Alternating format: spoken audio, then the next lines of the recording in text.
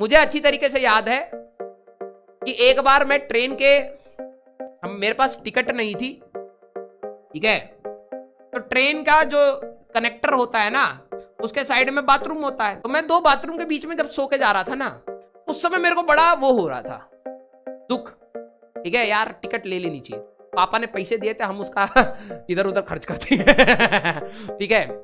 घर देखो, जब हम कॉलेज जाते थे धनबाद, तो पापा तो स्टेशन पे या मम्मी तो स्टेशन पे छोड़ने जाते थे, तो उस समय तो हम टिकट का पैसा नहीं मार पाते थे।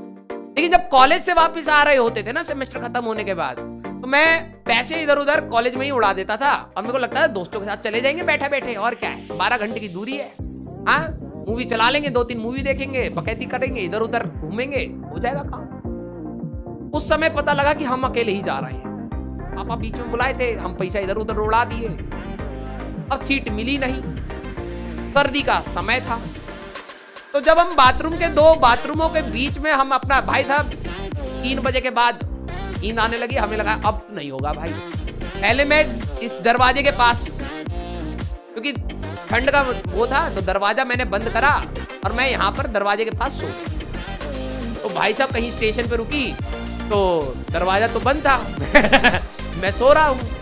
फिर क्या हुआ कि किसी बंदे को चढ़ना होगा रात के समय, अब दरवाजा खुले ही ना, वो बाहर से गालियां दे रहा। मैंने कहा कौन किसको गालियां दे रहा है? मैं उठा तो देखा मुझे ही पड़ रही है, कह रहा दरवाजा खोल मेरी ट्रेन छूट जाएगी। तो मैंने जैसे दरवाजा खोला, पहले लड़ाई होगी। फिर मैंने कहा चलो ठीक है, इस साइड ट्रेन बार बार इधर चल रही है, बार बार उठना पड़ रहा है, इस वाले दरवाजे के साइड मैं सो जाता हूँ। मैं इस वाले दरवाजे के साइड जैसे ही सोया, बस अगला स्टेशन इस साइड आ गया। मैंने कहा भाई काम नहीं बन रहा, नींद भाई साहब बहुत ज्यादा आ रही है। मैं बाथरूमों के बीच में अपना बैग, वो मतलब थोड़ा सा चादर लगाई, तकिया लगाया, वो अपना बैग लगाया और सो गया। उस समय मेरे को बड़ा दुख हो रहा था। क्यों? क्योंकि मेरे को लग रहा था यार 2 बाथरूमों के बीच में सो रहा हूँ, बहुत बदबू आ रही है, क्या है? और समझ नहीं आ रहा कि हमारे में से आ रही है या फिर बाथरूम में से आ रही है, दोनों का बराबर हो जा रहा है, ठीक है। लेकिन फिर सुबह जब मैं दिल्ली पहुंचा, ठीक है, जब मैं सुबह दिल्ली पहुंचा, जैसे ही मैं स्टेशन पे उतरा, ठीक है, वो सारा गिल्ट और सारा जो गंदा गंदा सा फील हो रहा था कि लोग मेरे बारे में क्या सोच रहे होंगे, वो सारा स्टेशन पे उतर गया। रीजन बीइंग पता है क्या है? रीजन ये बीइंग ये है कि लोग मेरे को जानते ही नहीं। उनको क्या पता कि मैं ट्रेन में किस हालत में सो के आया हूँ। ऑटो वाले को बोला, ए फरीदाबाद चलेंगे, ठीक है, पैसा है तुम्हारे भाई के पास, ठीक है, ट्रेन का नहीं था लेकिन ऑटो का पापा ने दे रखा है, ठीक है, बिल्कुल एटीट्यूड में ऑटो में बैठ के भाई साहब सीधे फरीदाबाद। तो कहने का मेरा ये सेंस है कि लोग आपको थोड़े से मोमेंट के लिए जरूर देखेंगे और आपको एनालाइज करेंगे, और हो सकता है आपके बारे में ओपिनियन भी बना ले। क्या फर्क पड़ता है? 5 दिन के बाद वो कहीं अलग पिट रहा होगा अपनी दुनिया में, हम अलग पिट रहे होंगे अपनी दुनिया में। अपनी जिंदगी में दूसरे की वजह से स्ट्रेस नहीं लेने का, सिर्फ देने का। क्लियर?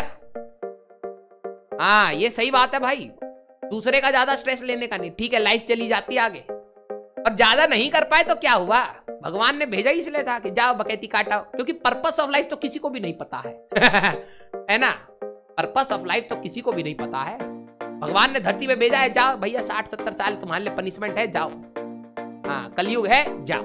तो 60-70 साल हमको भी काटना है, आपको भी काटना है, मजा किया जाए, इसीलिए ऐसे पढ़ रहे हैं। क्या ही कर लेंगे, मरने के बाद काम छोड़ना है, बस समय काटने का ये एक जरिया है। क्या एंजॉय करिए पढ़ाई को। हाँ, क्लियर? हाँ, ट्रू लाइन्स हाँ भाई, देखो हमारा तो सोचने का ये तरीका है, इसीलिए हम कहते हैं कि हम काफी प्रैक्टिकल हो चुके हैं। अब थोड़ा सा और प्रैक्टिकल हुए तो बस अब साधु बनने की देरी है।